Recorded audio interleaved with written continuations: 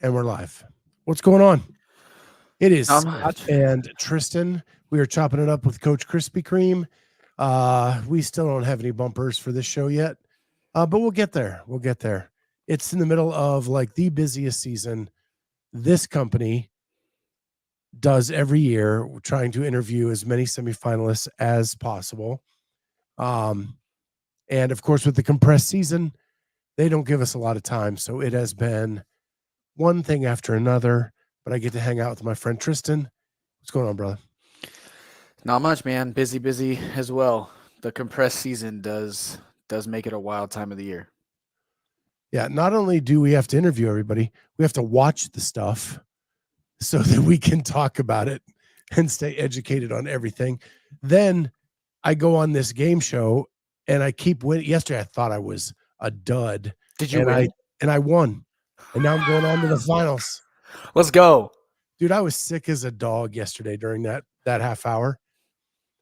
Couldn't remember words, Yeah. And somehow I think out. the fix was in. I gave Peter just enough money to get me over the top. Yeah. But That's now also, I I'm didn't get to in the watch it. finals this week, Oh, it's this week? this coming week. Oh, this coming week. Okay. Yeah. Against Colton and Kiefer. Ooh, tough crowd. Yeah, definitely not going to be the most popular guy in the joint there. I think you could take him. Yeah. I mean, Colton can throw some haymakers, man. He can. So can Kiefer. Like it's gonna be heavy hitters week. Do they give does he give you the points y'all are gonna talk about in advance, like a day or anything like that? Usually the evening before. Okay. So but this week he gave them to us evening before, then his wife had a baby. So we had to wait an extra 24 hours. Gotcha. Yeah. That's cool though. That's cool. I need to go back and watch that one. I didn't get to catch that one yesterday. Yeah, I was actually in third going into the last question. Wow, so you just dropped a bomb. Well, they asked about media passes. Oh, he gave you a softball. Pretty much like that is all I've been thinking about for the last 2 weeks. So yeah. Are you is there anything new with that? Or are you planning on going anywhere? Or? I really have to make the decision by tomorrow. I'm not going to West Coast. I did secure a local photographer at West Coast to be able to get us shots of people so that we could post winners of events. Sure. Holly's in the chat. Holly can do her leaderboard magic with a little cooler graphics because we'll have pictures live from the event. And then when we do recap shows, we'll have lots of stuff to pull up. Nice. That'll be cool. So I've done that for West Coast, and I've got to make the decision by tomorrow whether I'm going to Knoxville or not. Well, if you go to Knoxville, I'll see you there. Yeah. So I mean, some of the people I've gotten to know over the years, are going to be, and this is my favorite time. I was telling Holly today on text, this is my favorite time of the year. I love semifinals more than the games. Yeah, I could see that. I think, one, we interview all these athletes, right? So I have a clear understanding of who's on the floor. Mm-hmm. I know people in every heat, and so it makes it a very big rooting thing for me inside, because I don't externally do that because I don't want to show favoritism, but sure. You get to know these people and you want them to do well. And then the tension at semis, I think, is much greater than the games. Yeah. Because so many people's goals are making the games. Yeah. Right. Once you get to the games, there's half the field is just glad they're there. Yeah, they're going to maximize their own personal performance, but they're not, and they want to do is, they want to get as far as they can, but they know they're not necessarily vying for a top 10. But with this year, with 3 events on Sunday, massive, and all execution style events, the tension on Sunday is going to be through the freaking roof. I I do enjoy that there is 3 events on Sunday. From a programming perspective, I think it's cool. I can also say I won't enjoy that when I'm there. Right.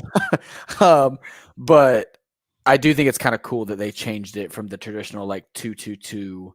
You have one big workout Friday for the indies, and then you get to go home, get it together, come back. You have a pretty big day ish on Saturday, and then Sunday is like, who wants it? Yeah. So Yeah. And I know this was none of the topics we discussed we were going to talk about, but fine. I like just the flow of having the conversation with you. And I'm going to ask you a question about the programming. And I don't want you to like, this is not about hints, tips, tricks, crap like that. So I had Saxon on Monday. Okay. And he said that the first 3 tests, so Friday and Saturday, are fitness tests. Straight up fitness tests. 1, 2, and 3. Yeah. Okay. The last 3 on Sunday are all execution. 4, 5. I mean, I see why he would say that. Yeah. There's a baseline prerequisite of fitness to all of them. But I think what he might have been alluding to, if I had to look in deeper, is 1, 2, and 3. You can really make those hurt. Like the threshold for just discomfort to push your fitness is there, so you can just really dig in. That front squat workout, that run workout, obviously, and for most people, even the legless bike. Especially the men. Like, are you going to bike 3 RPMs faster than you want to, or are you going to sandbag this bike and not get the placing you want? And then I think, to his point, 4, depending on if we do get a curveball, whatever, probably a little more execution. You definitely have to mind your P's and Q's on the rower. You could overextend there. And then 5, of course, is an execution workout. You can afford to miss a snatch, but you really don't want to miss a snatch. And then definitely 6 is definitely one of those ones where you have to bike the pace that you can bike to do what you need to do on the muscle ups. And I think potentially 72 feet is long enough that, and depending on how they structure it, is it 28s unbroken or 24s or whatever it would be unbroken, we might see some people not make a distance because they didn't break for a quick break, right? So I see what he's saying with that, and I would agree with that. I think 1, 2, and 3, especially number 2 and 1, are very, very, very metabolic tests. Like, you cannot hide your fitness in those workouts. Yeah. Especially at race intensity. Did you get to watch Europe this morning? Ish. I scrolled through. I listened / watched to a little bit of the men doing 1, and then I kind of scrubbed the video on the teams for 1 because Madison and Taylor's team are running through 1 again today, and I wanted to give them some, hey, let's do this, let's try that, etc. Learning from some of those teams who have already went. So I'll be flat on. I've only watched the individual stuff today because I was enamored by the Scotty Scheffler incident at Valhalla this morning. I have no idea. You have no idea. So, he's the #1 golfer in the world. Yes. There was an accident outside Valhalla and a tragic accident. Oh. Man died.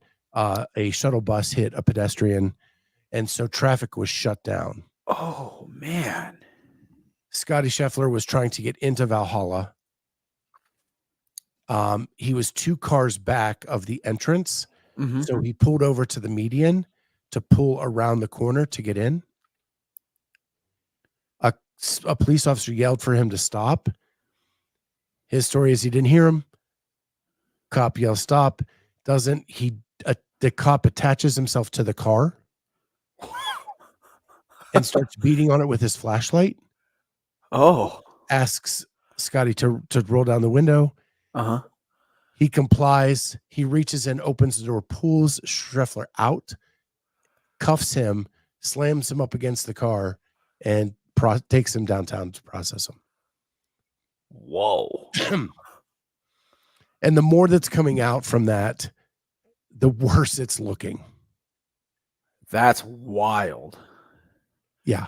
It's like a series of unfortunate events, one on top of another. And what's crazy is Jeff Darlington from ESPN witnessed the entire thing and has cell phone footage of a lot of it. Oh. There's always a camera on. And then I can't remember his name. I don't follow golf super closely, but the caddy that's now a reporter. Okay. He was saying that in the locker room, other golfers said they attempted the exact same thing and were given free way to get into the club to check in. Ooh, conspiracy. Yeah. I love it. So I was kind of like following that a little bit because it was big drama. And then, but so I watched the individual, and one thing I'm going to ask you is the women, there were some that chose to go touch and go. Others didn't. And on the men's side, nobody chose to go touch and go. Does that make sense to you? Yeah, because 155 is lighter for the girls than 185 for the men. Okay. 125? Or 125, yeah. Sorry. I was thinking about event too.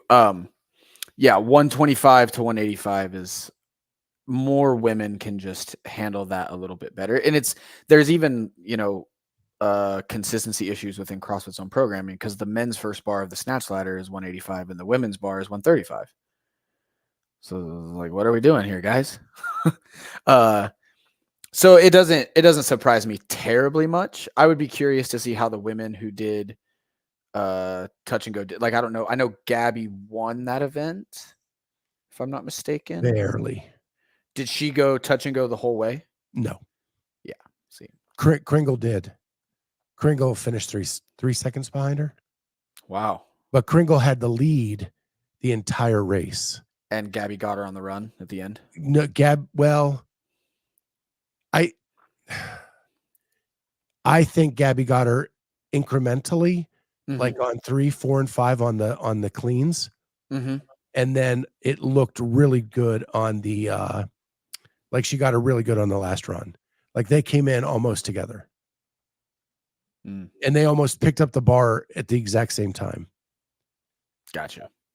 And Kringle, and then at that point, Gabby said, "I'm going touch and go." Right.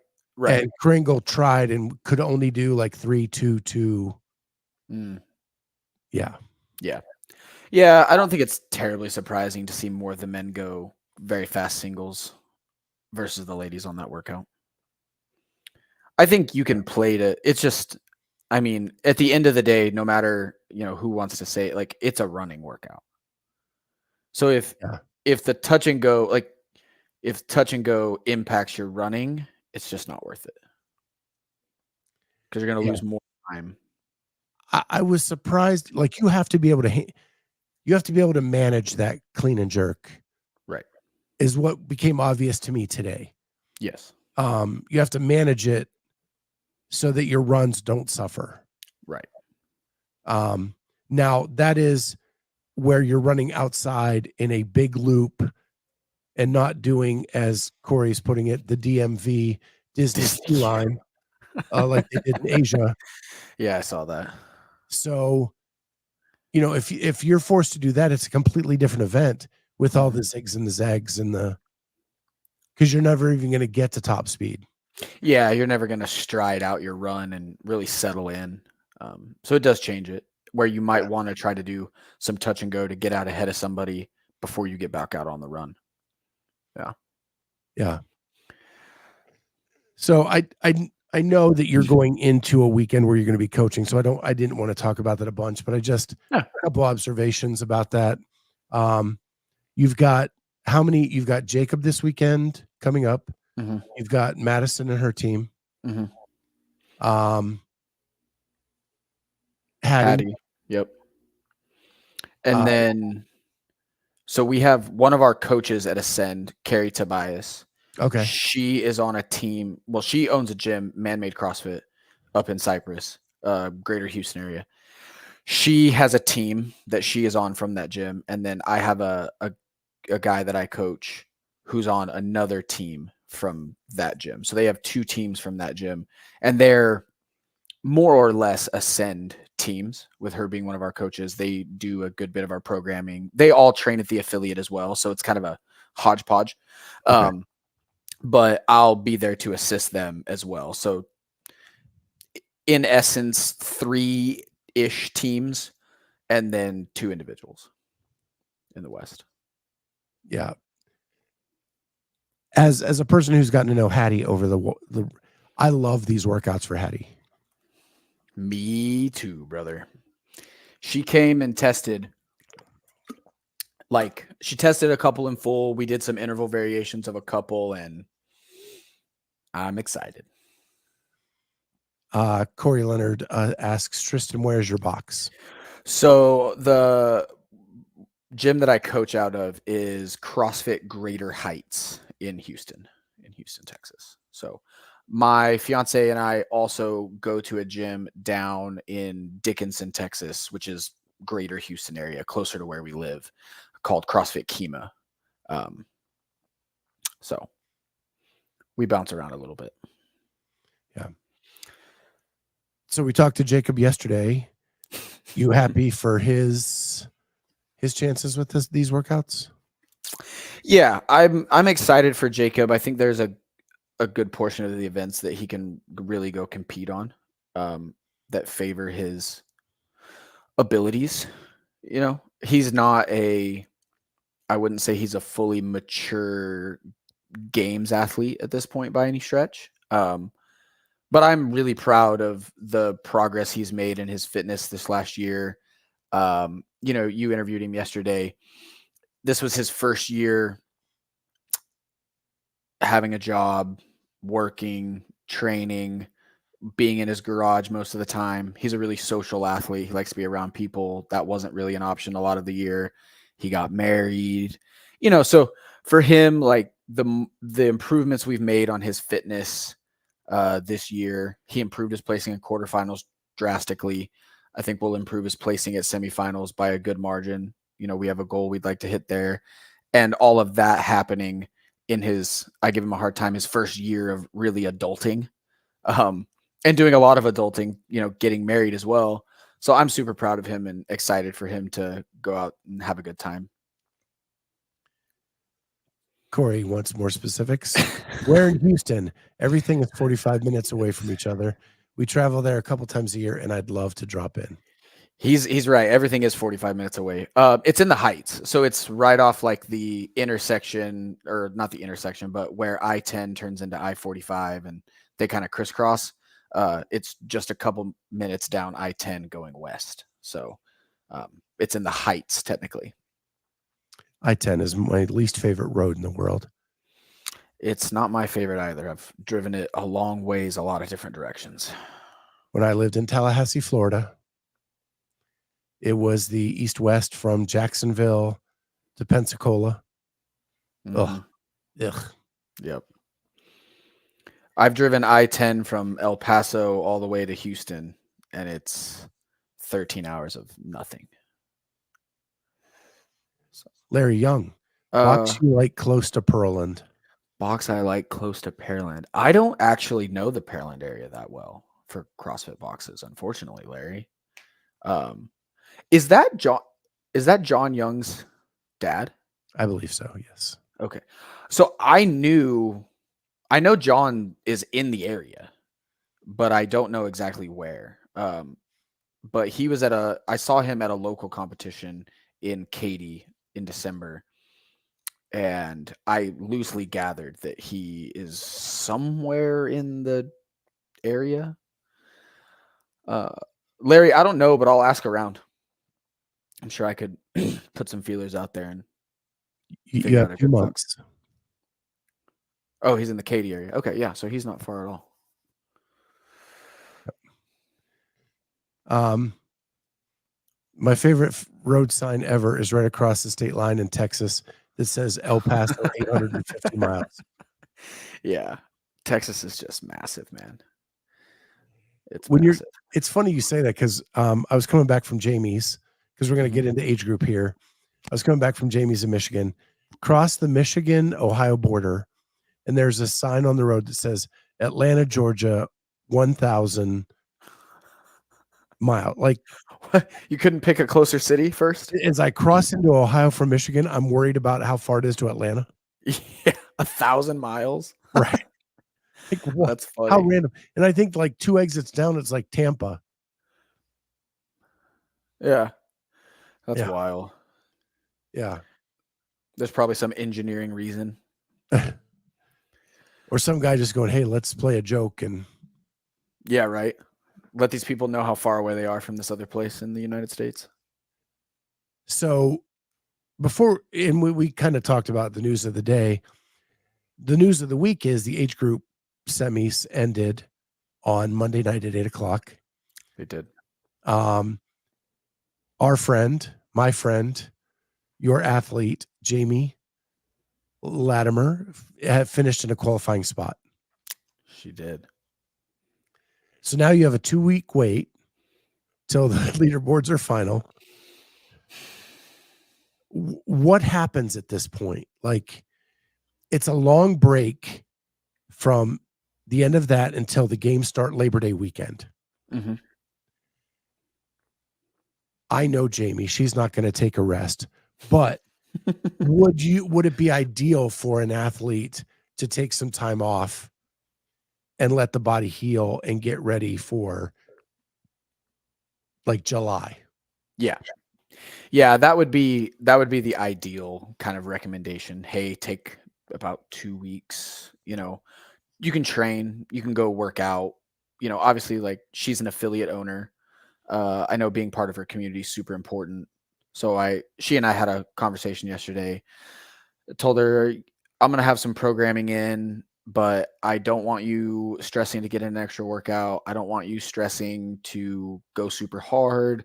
I restrict you from lifting anything that feels overly heavy. Do one of my workouts or work out with your classes. Have fun. Don't stress on things for the next 2 weeks. And then we'll start building up slowly for September. She's been very open that she has a labrum tear. Mm-hmm. It's not going to heal itself. Just trying to get through the season to get through that. As a coach, how do you approach that? Carefully. I try to give her a good bit of auto regulation, if we were going to use a coaching term, where she can vary things a little bit based on how her shoulder's feeling, particularly with the movements that tend to aggravate it or the, weights that can aggravate it. So we try to give a little bit of leeway based on how things are feeling that day. Of course, if she's worried about something, she can text me and I'll change it really quickly, or we'll just take a movement out completely. A good bit of bodybuilding work, good old fashioned, external rotator strength work and things like that, trying to keep the muscles around it nice and strong. And then also when we look at preparing for the games, just knowing where that's going to probably impact what we can do on a given movement or a lift or something like that. And, managing around that, trying to make it so that we can make our money in other places. Yeah. There's been a lot of drama this week around the online format of age group, the programming of age group, the leak and who should report the leak of age group. Your general overall thoughts. What a mess. I'm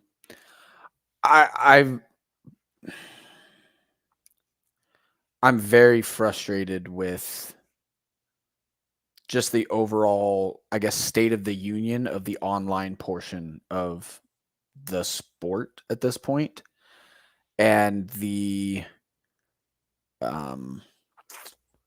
security of the workouts and things moving on to the semifinal stage. Obviously, everybody knows if people get the workouts early, even if they just have the movements, anybody with a decent coach or half a brain can, if you know the movements of a competition, you can potentiate around those movements in a variety of way if you know the movements 2 weeks before everybody else. The said principle, specific adaptation to imposed demands, it's a thing for a reason. If I just make people keep doing whatever movements, front squats, double unders, and toe to bar over and over and over and over and over in a variety of ways, they're going to get better at that. And that's not even talking about moving things 1 degree of separation and going, okay, instead of front squats today, we're going to do thrusters. It's the same. It's so close to the same stimulus. It's going to improve their performance. So I think as a coach, I'm really frustrated with it. I'm not sure at this point. I'm not really big on placing blame. I think it's better when people just take responsibility. At this point, I think HQ obviously should take responsibility, and I think Dave overall has, especially for the semifinals portion. I don't really know the nuts and bolts of the ins and outs with their relationship with the Legends competition for the Masters stuff. I think my perspective on it at this point, and I think the only way to really nip it would be what Halpin, Nona Noble, put on his story 3, 4, maybe 5 days ago at this point. He basically was making the analogy, you should treat the workouts like uranium. And if you have access to those workouts and you do something you're not supposed to do with those workouts, for lack of a better term, it could kill you in the CrossFit space. And I think it would be incredibly harsh, but I think if CrossFit had a leak and they found out who leaked it, that person's gone. Who did they leak it to? Okay, did that person put it out publicly? Because that's different. If you get them leaked and you blast it, I don't think you should have had access to them, but if you just get them sent to you and then you blast them publicly, I think that's okay. But if you just have the workouts and you didn't put them on your social media, you didn't report it back to CrossFit, you didn't do something with them to get it back to the authority, you're gone. You're out. You're blacklisted. Just like I think it should be the same thing as a failed drug test, 4 years. You're gone. Because if there's not going to be any repercussion, then nobody's going to stop doing it. Like, people are going to keep sending the workouts to their friends. People are going to, take pictures and try to give their favorite athlete a leg up or this, that, and the other. And I think the best case for that would be for CrossFit. And if an athlete or a coach gets sent those workouts, of course they're going to act on it.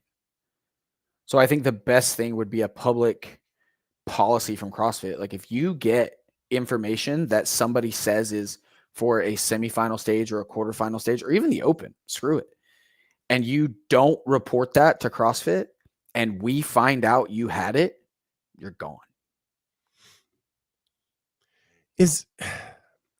So my contention has always been, not always, my contention has been recently that because of all the leaks, maybe the cat's out of the bag and we just can't keep it a secret anymore. Like, why is it such a big deal to keep it secret till the last minute? If it's leaking out there, then just put it out there early and let everybody have it. Yeah. Yeah, I don't disagree with that either. I think you almost at this point need to have one of the two, right? You either just put them out early and just let everybody have them, or if you're going to play this game, you gotta enforce what you want. I mean, I think we cling to things from the past that we love. I mean, in everything we do, not just CrossFit, right?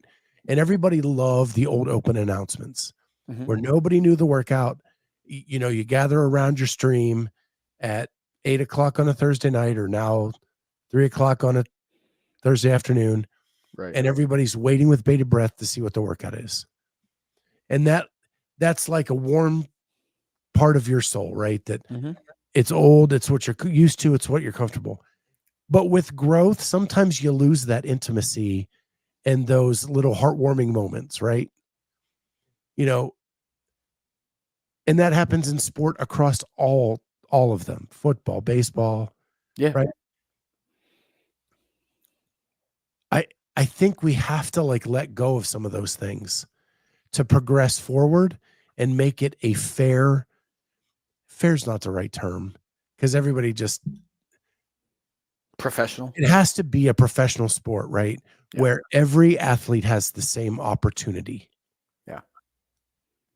And in this age where you need everything tested by elite athletes, they're all so interconnected. Mm-hmm. To keep that circle without enormous litigation, to keep that circle tight is nearly impossible now. Yeah, I agree. I think, I used to love the old open announcements, and I mean, it was the best to just go sit and watch and then try to figure out who was going to win and all that. But I don't disagree. I think as we grow, things need to change. I think, I've said this before. I'm adamantly against online competition at this point. Like my hat is in with Justin Kotler. Whenever we're going to make a circuit, somebody call me. I'm in. I want to help. I want to figure it out, because this is I just think I don't think we're ever going to get the online thing right. But I do think there's at least some things we could do differently. And I think putting out the workouts a little bit ahead of time, more ahead of time. Because to your point, with the athletes being so interconnected, I mean, what do? Pay 4 people to work for CrossFit, and their job is to train to be elite athletes, and then so that they just test the workouts, but they're banned from competing, right? It's like how do you manage that without crazy, like you said, litigation, NDAs, and this, that, and the other? And I don't even, I mean, I don't know. My heart wants to say I don't think it's the athletes that were testing it that were leaking it, but I don't know. I'm not accusing them of that, honestly. Right. It's just evidence that the circle is getting bigger and bigger and bigger. Yeah. I mean, and that means it's less containable, right? If you're a cowboy and you're herding cattle, if you're herding 10, it's a lot easier than herding 50. Yeah. Yeah, I don't know. It's a really like, I feel like as a coach in the space, I have, obviously a handful of thoughts and opinions on how I'd like to see the space improve and blah, blah, blah, blah, blah, and this, that, and the other. And then I obviously have my more coach centric opinions, which are a lot more aggressive. And I, like, for me as a coach, with somebody like Hattie or my teams or whatnot, I don't care that you had the workouts before us. Good. Still going to beat you. Right? Like that mindset difference, as when thinking about the athletes and dealing with the athletes, is there. And then it's taking kind of a degree of separation. And just as somebody who loves the sport and wants to see it progress, I think I have a lot of thoughts like you. Right. And as a coach, you don't want it to be excuses, right? Oh no. It's all about like, we can control what we can control. We're going to do, but like, until and I'm just going to be blunt, until I became friends with Jamie, like I didn't understand how bad online competitions were. Right? They're the worst. So like I did a documentary on her last year through quarterfinals. Yeah. And like, I've seen her live. I watched her, I documented her, and she's like barely making it to the next level. Mm-hmm. Get her to an in-person competition, she podiums. Mm-hmm. So like, yeah, it's such a drastic difference from online to live. Yeah. Like it's getting worse and worse. Yeah. I mean, Jacob, he struggled for a long time with online. And I think he still, relative to how he performs in person, struggles a ton. He's gotten a lot better. He's more comfortable with it. We've learned on how to get him into the mind space for those things and to put his best foot forward. But I mean, last year he did the TFX qualifiers and got dead last in the qualifiers to go to the pro division, and he won the competition. When I've said it over and over again on Around the Whiteboard, the 2 times I'm on, I've been asked this question. I'm tired of shit videos getting people into the next stage, and then they don't have the ability or the capacity to do the work when they get there. Yep. I was actually glad for the penalties. Yeah. I want it spread out even more to more workouts. Oh, But, yeah. Yeah. right? Not just pick one and we're going to go hard on this one. No. Put quarters right behind the open. Give yourself 2 more weeks to do video review and hit a couple more of those. Yeah, I mean, I would love to see a full, thorough video review. Did you see the proposal that was sent by the AFJ and PFAA? I've not. I'm just going to put a couple comments. Yeah. Absolutely hate online. In person, it shifts so drastically. Corey, I backed into MFC and had a first and a second place finish. Yep. Exactly. I effing hate online. I was a backfield third round. I was backfilled 3rd round to Waterpalooza Intermediate 2019 and 20 and podiumed at 2nd in person. Yeah. These are great examples of why online really, really sucks. Yeah, I mean, 2019, the fittest experience. It was the fittest experience used to have a humongous RX division, humongous, and they took 120 men to the RX division, I think, or it was 120. I think I got 105th in the qualifier and ended the comp in 25th, 22nd. it's The margin of error should not be that large. No, my fitness didn't improve that much from January to April. Like it's frustrating, and I think a large part of it too is those little no reps, right? That people get in a competition where a judge is really forcing them to hold a standard versus a friend in the gym who's judging them that, okay, that one was close, this, that, and the other, or it's their coach or whatever. I think those things add up to make that kind of a big drastic shift, right? Because I don't think everybody in the space is just trying to cheat. I just think they're not being held to a standard all the time. So Nadine says it does always make me more excited to qualify and go in person, though. Absolutely. And you can use that like as a chip on your shoulder. Like I qualified 27th and I'm going to go podium. Yeah. And take a look at me now. Right. Like, come at me, bro.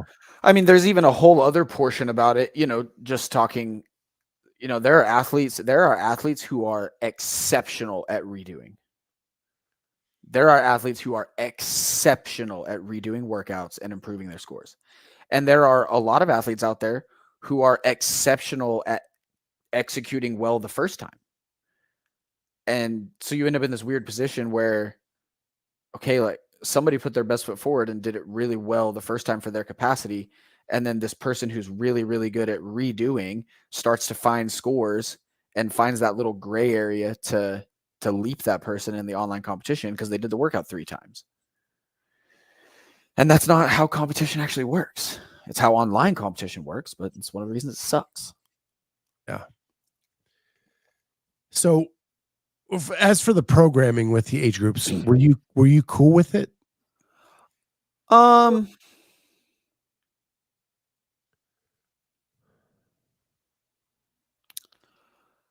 Yeah, more or less. I think the 35 to 39 division could have had a little bit more oomph to some of their workouts. A lot of those guys and girls in the 35 to 39, like they go to semifinals. I know Will Morad's kind of the poster boy for all that. But I didn't have any major issue with them. I didn't love the row workout. I didn't love that they rode in every stage of competition leading up to the games for them. Chest to bar, handstand push-up, double under box jump was fine. It wasn't anything to blow your hair back, The thruster power clean total bar one was okay. I think the overall prevailing theme for a lot of the programming, and I know legends, the people who program the qualifiers for the age groups are not the same people who program quarterfinals for the open division and the age groups, but the prevailing theme for the programming to me has been there's just no separation value in the workouts.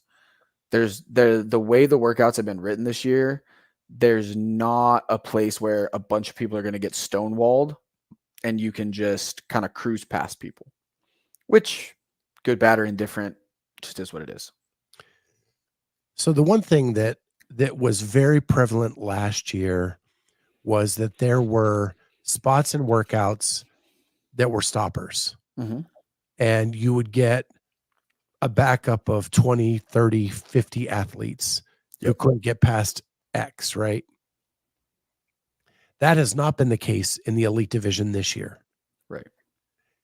It came back in the age group semis where that snatch, I think in Jamie's division, almost 60 athletes were stopped at the same spot she was and couldn't hit the last bar. Right. Is that good for the sport or bad for the sport?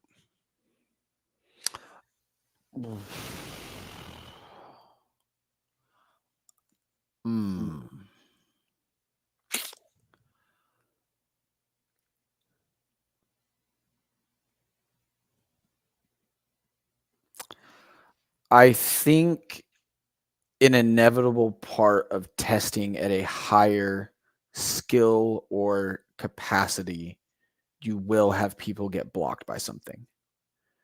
I think it's an inevitability of increasing the difficulty of programming. People will get blocked or slowed down. I don't think it should be done inappropriately, but I do think it is okay to have those movements if you're looking for a specific checkpoint for something you would like to do in the next stage, right? Like if in semifinals, quarterfinals, easy example, if they wanted these legless, they had rope climbs. If we didn't have rope climbs and had legless, maybe, okay, we have muscle ups and something else. So, okay, they probably can do some legless rope climbs. But I think that's kind of how my brain gravitates toward those things.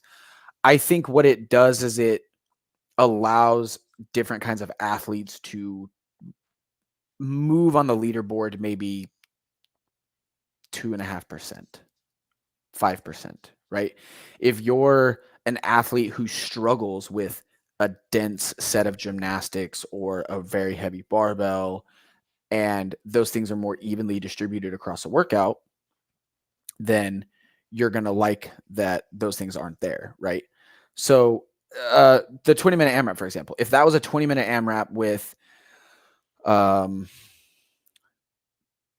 30, 30, 90, instead of 50 double unders, 10, 10, 10, it was 90 double unders, 30, 30, 30. Probably a relatively different leaderboard. Because there are athletes who can keep chipping through 10, but if they had to do 20 or 30, they're going to start to deteriorate and slow down. Or on the chest to bar, the same kind of a thing, versus the athletes who would have, obviously everybody would have slowed down to a degree, but they would have been able to keep their rate of travel closer and faster to what they were doing with 10s. So I think it depends on what the programmers are going for. From a coaching and programming perspective, my job is to have people prepared for whichever variation comes out, right? Yeah. And just remembering that this is now 200 people instead of 30 right at this level. So the participants change when you go to 200. Larry jumps in with Bob said it started heavier. I don't want to dive into a lot of the Bob and Joe stuff only for the fact that they have been hit pretty hard this week. And they have been nothing but kind to me in this show. When I went to Legends last year, and I'm really hoping to do some behind the scenes stuff at the games with the Masters athletes this year. Yeah. But I will say they did not come across well in that podcast. I think there needed to be an off-air conversation prior to them going live. Yeah. I would agree with that. And yeah, it's just, I mean, the snatch weight was heavy for some, not heavy for others. Maybe could have been different for the different divisions. I just think a lot of it too was just the row. Like, what could you row? You know, I coach a teenage athlete. She did the last barbell in 40 seconds, 50 seconds. For her, I mean, it was heavy, but it really wasn't a snatch workout. It was a rowing workout. So the teenagers had the same workouts as the masters? I know 16 and 17 did. I do not have anybody in 14 to 15, so I do not know. Right, but it would have been the same workout scaled. Yeah. Which is odd to me because we've been told that the event organizers were taking over a majority of the programming starting at semifinals. But those two groups are different. Mm-hmm. The masters and the teens are run by two different organizations. How did they yeah. I guess Pitt just might have deferred to what they wanted to do? I don't know. Knowing the people at Pitt, they like the program too. Like, yeah, you know, I don't. It's a very interesting, you know, like I heard that the people programming for semifinals didn't even know what the quarterfinals and the open workouts were. Well, that's problematic. So it's, I don't know. Like I just, like you said, bigger circle, more complexity, issues in the systems that have to be worked out. Yeah, I don't know. Yeah. Well, that's all we really had today. We're coming up on that hour. We didn't have anything crazy. And this will be kind of typically the format going forward. The reason it's called Chopping It Up is we'll just talk about whatever kind of pops into our heads as we move forward. And that means you get to contribute to this show. When you're in the chat, throw some stuff in there and we'll dive down whatever road you lead us. Yeah, that'll be fun. Yeah, questions, comments, random stuff. The good thing is the CrossFit space always has something happen every week. Yeah. So we'll probably always have something to talk about. Why I love your and Kotler's idea of like a season, a tour. Uh-huh. Gosh, man, the content. I don't understand why this is a hard sell at this point. More content, more competitions, more opportunities for the athletes to make money, more opportunities for the athletes to get spotlight, less online competition, less stuff in CrossFit's hands. CrossFit would have to oversee a lot. Like they would have to, because they're going to have to be the governing body. Like CrossFit is, if this happened, is going to have to be the NFL, right? And govern all this. And you're going to have to find competitions who want to take part in it. And there would be, I don't know, like you could come up with a point system based on the programming and the size of the competition. CrossFit evaluates the programming, determines how many points you get for first, second, third, fourth. If you go all the way down to fifth, like Wadapalooza should be able to get people more points than TFX. It's a bigger competition. There's more people. There's swimming, like all these things. To piggyback on your idea, you hire Mike Halpin. You do a strength of field for every competition. Yes. And depending on the strength of field for that competition, you get more or less points towards your season goal, right? You're going to have to do online qualifiers to get there. Okay, I get it. Whatever. You can still do quarterfinals. You run quarterfinals like a last chance online qualifier to get to semifinals for people who need to accrue more points and they're only missing out on a couple points. Only like the top 20 in quarterfinals even get points. Every single video is went through. every single video is scrutinized, making it unideal to have to do that. Like, you want to go get your points in other competitions. Athletes get to structure their own year. Like, it's so much better. It's so much better. And it So drives me up the wall. whatever is the first stage of where CrossFit takes it over, whether it be semifinals or the games, I don't care. You take the last couple people out, or the first couple people out, Okay. the night before the competition. You have a true last chance qualifier. Here's 3 workouts. You're going to go back to back to back. Winner's in. Like a gauntlet, that'd be crazy. Well, it doesn't have to be like waterfall style or whatever. Yeah. Just the night before, run 3 workouts. Yeah, you're going to be tired going in, but at least you got in and you have your shot. Yeah. I also think, and people are going to yell at me for this, and I don't care. I think if you were at the CrossFit Games, the margin of points you need to get to go to semifinals for the next year is minimal. Like, you basically just need to show up and do a competition and not look like a fool. Like, So you went to the CrossFit Games. did you hear Saxon's proposal? No. And I don't know if he told me this off the air or if I saw it on the air, whatever. But he said top 10 at the games, you're automatically in next season if you have your L1, if you make X number of appearances at other competitions. And then you just put this criteria. And as long as you do this and help promote the sport that way, Yeah. you're back in next season. I don't see why that would be an issue. Like, it's not like they randomly didn't get fit. Like, I coached Kelly last year. She has not been doing a ton of super CrossFit specific work in the last couple months since she decided to step back. I've got news for everybody. She's still really, really, really freaking fit. Like, it's not like people who go to the games and then when they go in, when the clock ticks to December, as we go into like Wadapalooza season and all that, that their fitness magically evaporates and they have to prove to us again that they are games athletes. I don't know. It annoys me. If you have been to the games, you've already been vetted. I agree. Especially if you're top 10. If you're top 10 at the games, like that's not a fluke. Yeah.